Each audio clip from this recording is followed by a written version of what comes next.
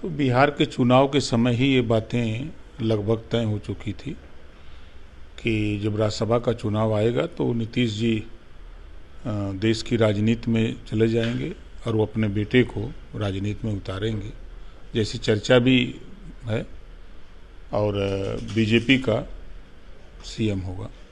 RJD सांसद मनोज झा का कहना है कि ये वेनेजुएला के नेता के अपहरण जैसा है।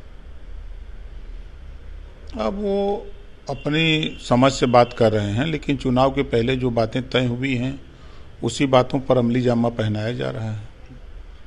सर, कांग्रेस ने राज्यसभा चुनाव के लिए शरद पवार को समर्थन दिया है और उद्धव ठाकरे की जो पार्टी है उसने भी सर शरद पवार को अपना समर्थन दिया है। तो अच्छी बात है। शरद पवार जी अनुभवी पुराने नेता हैं, कांग्रेस ने समर्थन दिया है और उद्धव जी ने दिया है, तो अच्छी बात है। सर, एक अलग सवाल हटके से लूंगा। सर, भोपाल के एम्स में महिला असिस्टेंट प्रोफेसर सृष्टि द्वारा एचओडी डॉक्टर परवेज की प्रताड़ना और ह्यूमिलेशन से तंग आकर स्वयं बेहोशी करने वाली दवाई के ओवरडोज से आत्महत्या करने वाली घटना की शिकायत प्राप्त हुई है, जिसमें महिला द्वारा 3 बार प्रताड़ना देने वाले डॉक्टर परवेज के विरुद्ध शिकायत करने के बावजूद अस्पताल प्रबंधन ने कार्रवाई न करते हुए मामले को दबाने का प्रयास किया है। महिला चिकित्सक ने सर आत्महत्या कर ली है इस पूरे मामले में। तो अब तो एफआईआर हो ही जाएगा, अब जांच का विषय है। अब जांच होगी, जांच में जो दोषी पाया जाएगा उसके खिलाफ कार्रवाई होगी। सर, जम्मू कश्मीर से महबूबा मुफ्ती हैं, वो कह रही हैं कि ईरान के मामले पर केंद्र सरकार चुप्पी क्यों साधे हुए। उन्होंने इस पूरे मामले पर सरकार के ऊपर सवाल खड़े किए हैं।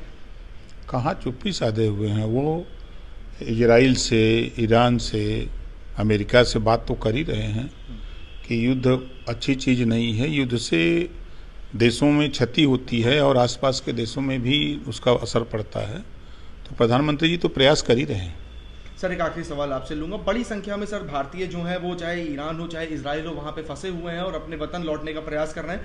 कुछ लोग लौटे भी हैं, वो बता रहे हैं वहाँ के हालातों के बारे में बता रहे हैं, सरकार भी अपनी ओर से प्रयास कर रही है। तो ऐसे लोगों के लिए आप क्या कहेंगे? कि सरकार प्रयासरत है कि वहाँ से जो भारत के रहने वाले लोग भारतीय हैं वो वापस चले हमें, क्योंकि युद्ध में कब कहाँ क्या घटना हो जाए कोई ठीक नहीं है। तो उसके लिए प्रधानमंत्री जी प्रयासरत हैं कि अपने देश के लोगों को वापस बुलाया जाए।